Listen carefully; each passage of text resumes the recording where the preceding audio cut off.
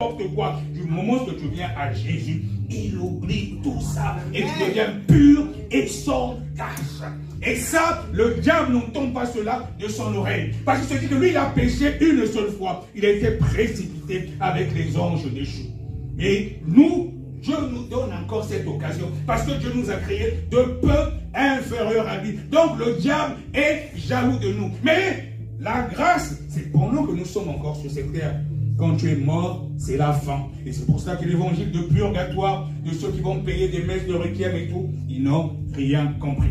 Donc le diable a été précipité sur cette terre et il nous combat tous les jours. Je te dis, mon frère, ma soeur, le diable veut que tu meurs tous les jours. C'est ça sa mission. Mais heureusement que le Seigneur Jésus-Christ est là pour nous. Et Dieu, justement, a cette compassion. Il est compatissant. Il ne laisse pas sa créature ainsi. Parce qu'il sait que ce n'est pas facile. Avec la nature adamique, c'est difficile. Mais quand nous fléchissons nos genoux, lui, il sonde les cœurs et les reins. Il sait, quand on est sincère, il efface justement nos péchés. Alléluia.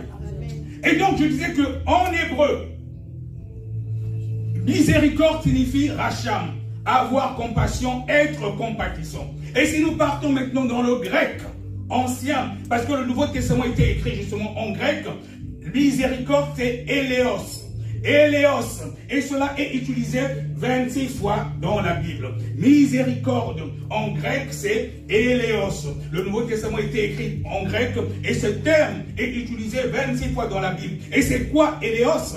C'est la bonté. C'est une bonté, bonne volonté envers le misérable et l'affligé. Donc, Dieu est tellement riche en bonté. Il sait que nous sommes misérables à cause de notre nature adamique. Nous sommes affligés à cause du péché. Mais il ne nous laisse pas ainsi. Il est tellement riche en bonté. Il est tellement riche en éléos. Et c'est pour cela qu'il est toujours là pour nous. Sa bonté est insondable. Il est tellement amoureux, notre Dieu. Peu importe la couleur de notre péché. Et tout cela, c'est la miséricorde.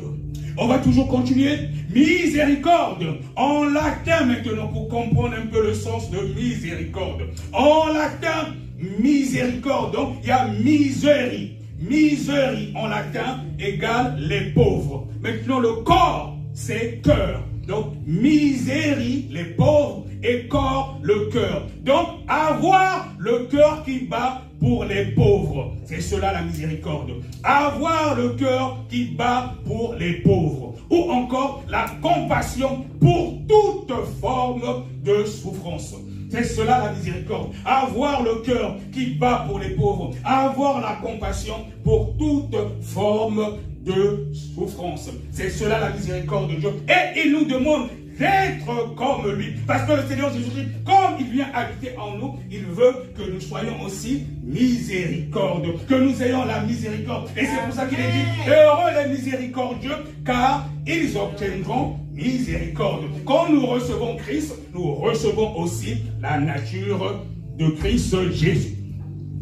Et quand nous allons maintenant en français, c'est quoi la miséricorde? Et dans le sens biblique, c'est une pitié qui pousse à pardonner un coupable. C'est la pitié qui pousse à pardonner un coupable. Donc du moment que nous avons péché, comme nous avons dit dans le livre d'Ésaïe 59, les versets 1 et 2, que c'est le péché qui met une séparation entre nous et notre Dieu. Nous sommes coupables. Mais la miséricorde de Dieu, c'est une pitié qui pousse à pardonner le coupable. Donc on est coupable du moment où on a péché. Comme il est dit dans le livre d'Ésaïe 52, les versets 1 et 2. Le péché met une séparation entre nous et Dieu.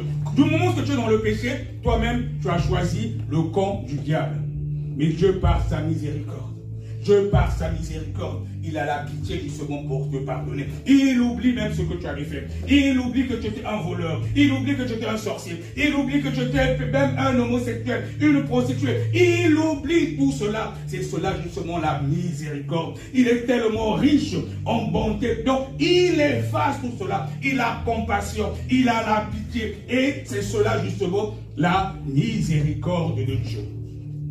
Et quand nous allons dans le livre de Jérémie, au chapitre 33, le verset 11, la partie B, il est dit, la voix de ceux qui disent, louez l'Éternel des armées, car l'Éternel est bon, car sa miséricorde dure à toujours. Oui, la miséricorde de l'Éternel est dure à toujours, peu importe la couleur de ton péché. Il est venu pour les pécheurs, il n'est pas venu pour les justes. Personne n'est juste, personne n'est juste. Tous ont péché et nous sommes privés de la gloire de Dieu. Et la deuxième partie dit, car je ramènerai les captifs du pays. Je les rétablirai comme autrefois, dit l'Éternel. Pendant que je suis en train de prêcher, je vais dire à quelqu'un, même si ton âme était captive quelque part, parce qu'il y a des gens de foi parfois qui sont là, comme j'ai eu à prêcher les 2 précédents dimanches, mais qui sont morts spirituellement. Il y en a à qui on a donné même des décrets, ou il y en a d'autres encore à cause des alliances, des adorations de la famille, que ce soit au niveau des forêts, que ce soit au niveau des eaux. Peu importe ce que les familles ont eu à faire, ou peu importe ton ancienne vie, peu importe que ce que tu as pris comme esprit, je te garantis que Dieu, et donc sa parole, il m'a mis à l'esprit de prêcher sur cela. Au verset 33, là, il est dit, car je ramènerai les captifs du pays. Le Seigneur Jésus-Christ te sortira justement de cette captivité à cause de sa miséricorde. Et donc, pendant que je suis en train de prêcher, si tu reçois cela avec foi, il y a déjà une délivrance qui est en train de s'opérer.